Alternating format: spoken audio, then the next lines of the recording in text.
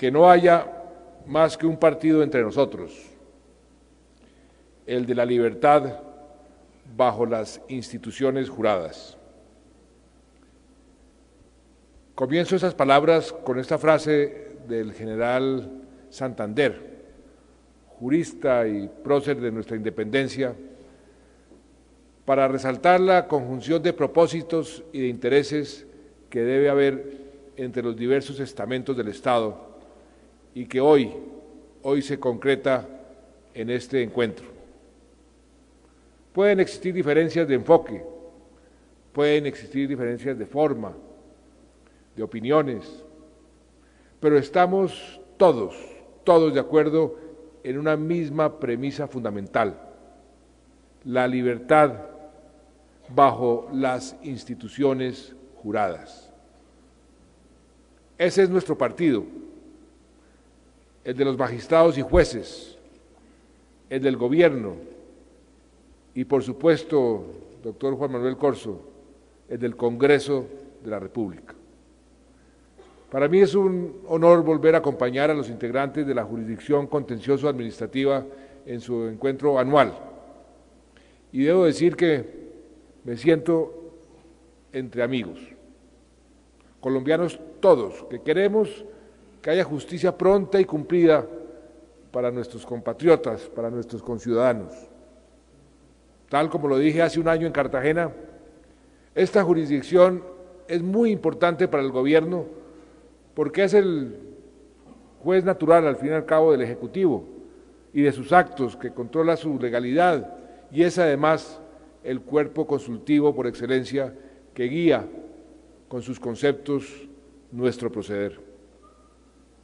En nuestro país, donde adoptamos el sistema continental europeo, se ha entregado a esta jurisdicción nada menos que la facultad para revisar e incluso anular los actos del gobierno cuando estos son contrarios a la ley o a la Constitución. Y eso está bien. De eso se trata el sistema de pesos y contrapesos que garantiza el buen funcionamiento del Estado.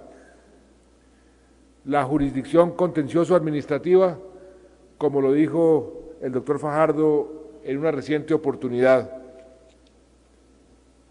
es guardián de los derechos y de las libertades de los ciudadanos ante el ejercicio del poder atribuido a las autoridades administrativas.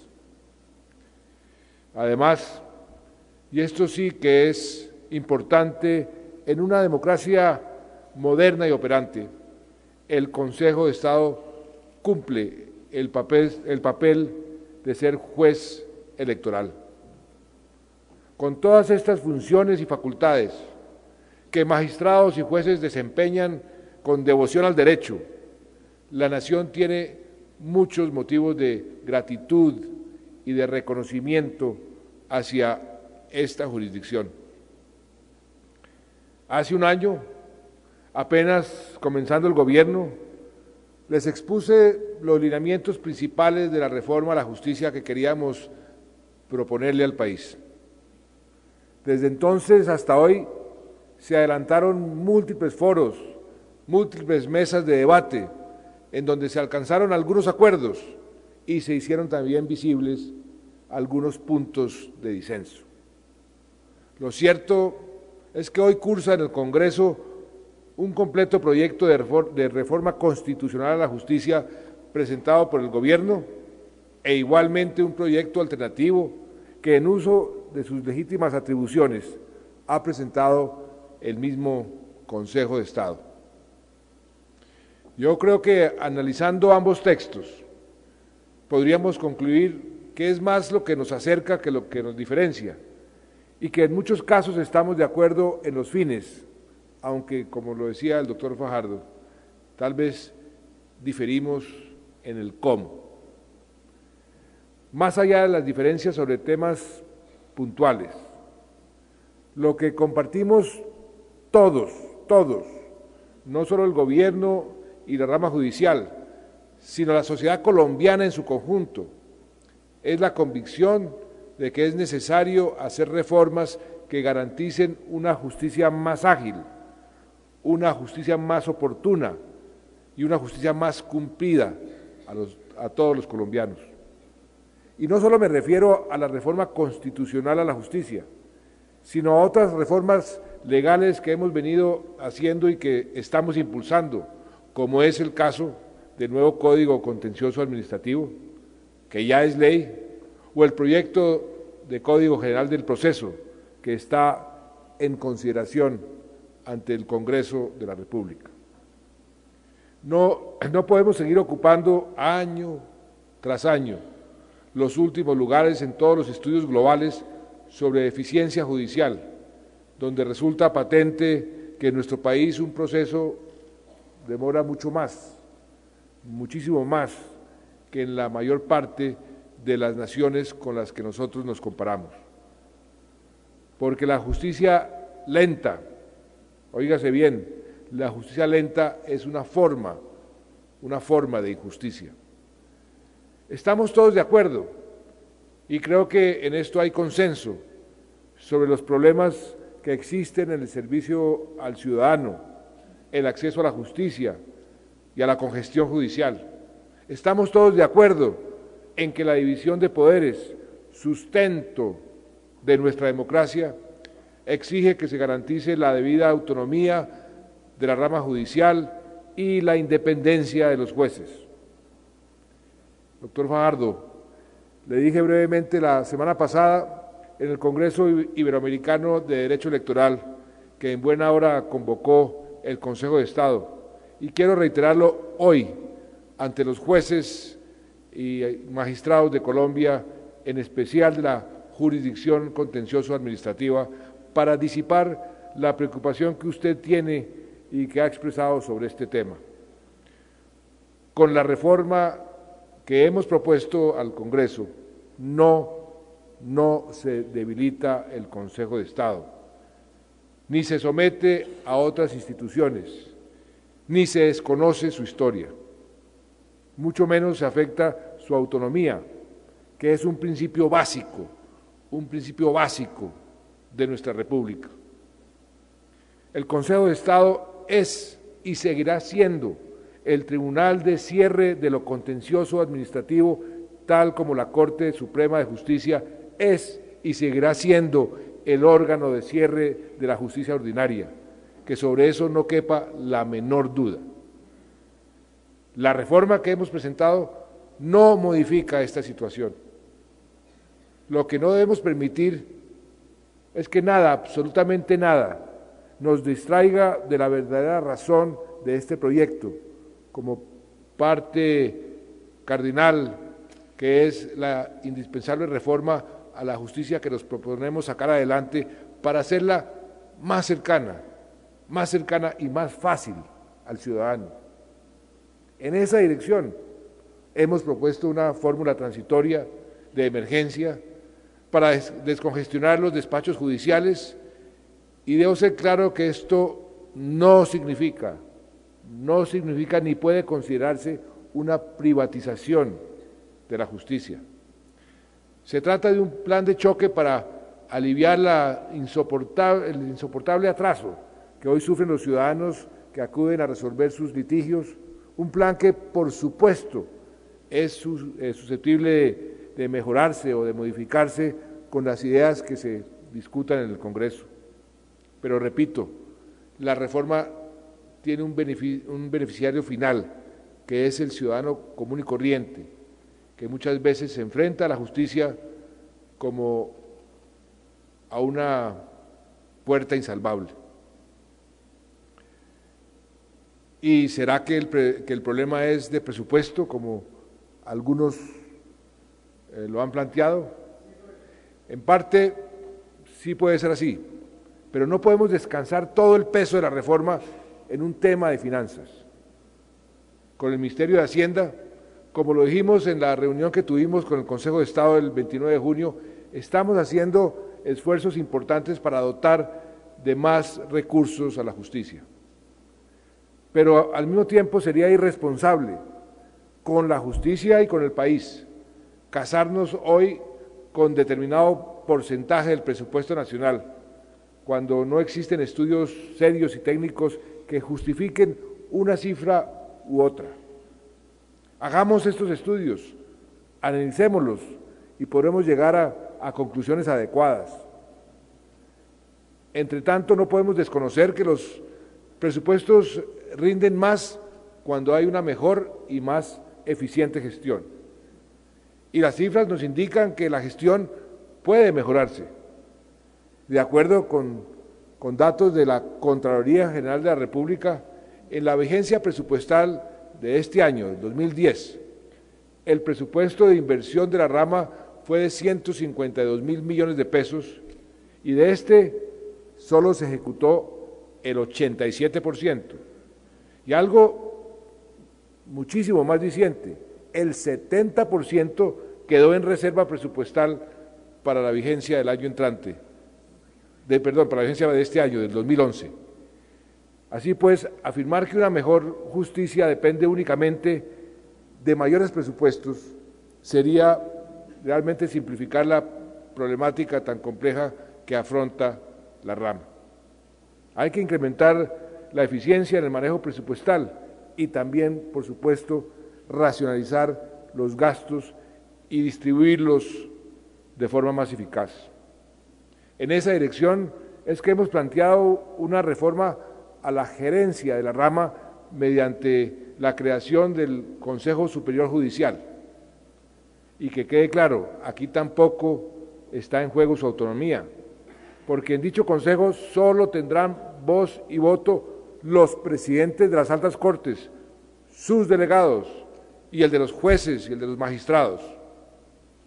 Ahora bien, en el tema crucial de la congestión judicial que nos afecta, es preciso también hacer un mea culpa por parte del gobierno, porque sabemos que muchos de los litigios que llegan a su conocimiento podrían y deberían evitarse con una mayor diligencia administrativa, con una mejor respuesta de las instituciones del Estado a las necesidades y requerimientos y reclamos de los ciudadanos, y un mayor reconocimiento de los derechos que los asisten. En eso estamos totalmente de acuerdo. En la medida en que mejore y sea más eficiente, por ejemplo, el sistema de salud, en la medida en que logremos que las pensiones se paguen a tiempo y se paguen bien, entre muchos otros temas, estaremos también colaborando a la descongestión judicial.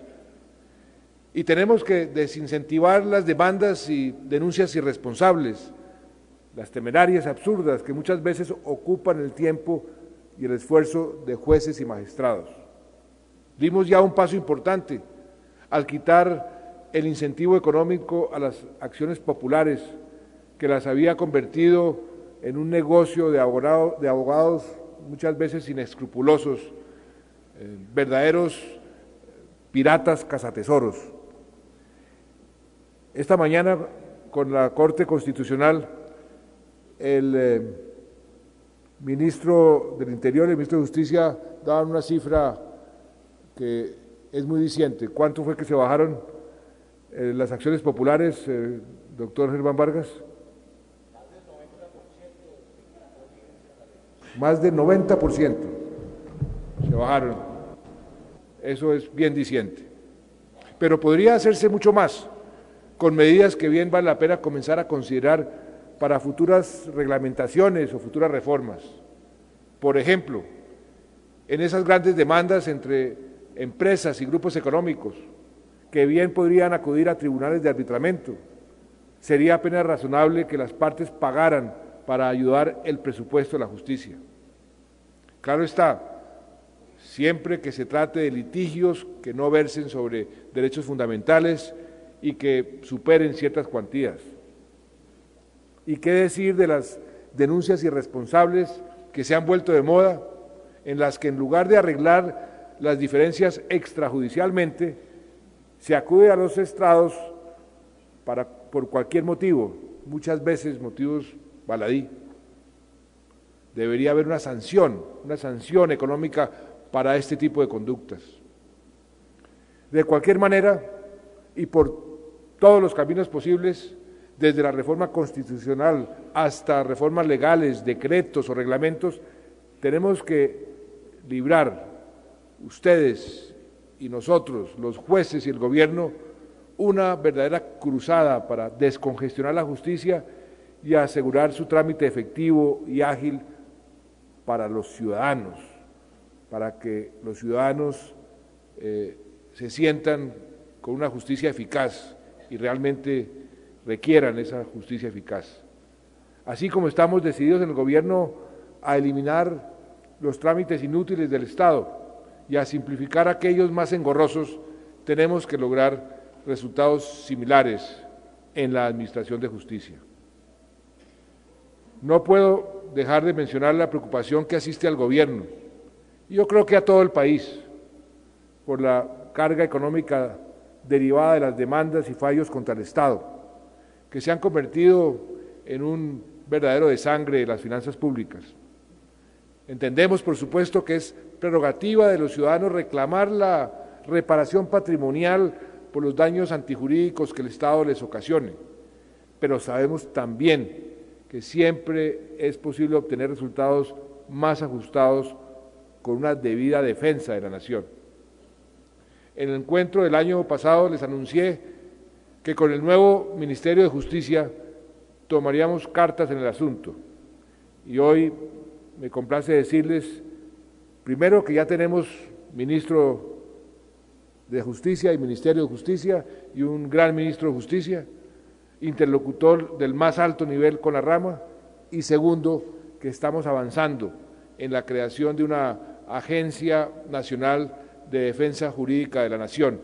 Vamos a hacer uso de las facultades para crear esa agencia que nos dio el Congreso. Actualmente estamos elaborando el estudio técnico de la futura agencia, que esperamos crear antes de terminar el mes de noviembre, con base, como decía, en estas facultades que nos otorgó el Congreso. Puedo adelantarles que la agencia, que estará adscrita al Ministerio de Justicia, trabajará temas de prevención, se encargará de la defensa de la nación en los procesos que impliquen mayor riesgo para el Estado y manejará con el Ministerio de Hacienda un completo y moderno sistema de información sobre las contingencias judiciales que puedan afectar las finanzas públicas. Y quiero terminar, doctor Fajardo, apreciados magistrados, haciendo un especial reconocimiento al Consejo de Estado por la patriótica labor que viene cumpliendo en su propósito de divulgar y explicar en las diversas regiones del país las normas y los principios del nuevo Código de Procedimiento Administrativo y de lo contencioso administrativo que sancionamos a comienzos de este año. Este código, en el que trabajamos de la mano del Consejo de Estado, el Gobierno Nacional y el Legislativo, y que comenzará a regir, como aquí se dijo, en julio del año 2012, es sin duda un instrumento positivo para la descongestión y la agilización de los procesos que tenemos que aplicar de la mejor manera. He sabido que los magistrados, encabezados por el propio doctor Fajardo, han venido recorriendo el país presentando este código en seminarios gratuitos a los que asisten jueces, asisten profesores, asisten abogados, asisten estudiantes de Derecho, que se han familiarizado de esta manera con la nueva normatividad. Muchas gracias por este esfuerzo pedagógico. Y qué bueno saber que el Consejo de Estado, junto con las autoridades electorales, está también colaborando con el Gobierno en la preparación del proyecto de Código Electoral que pronto vamos a radicar en el Congreso.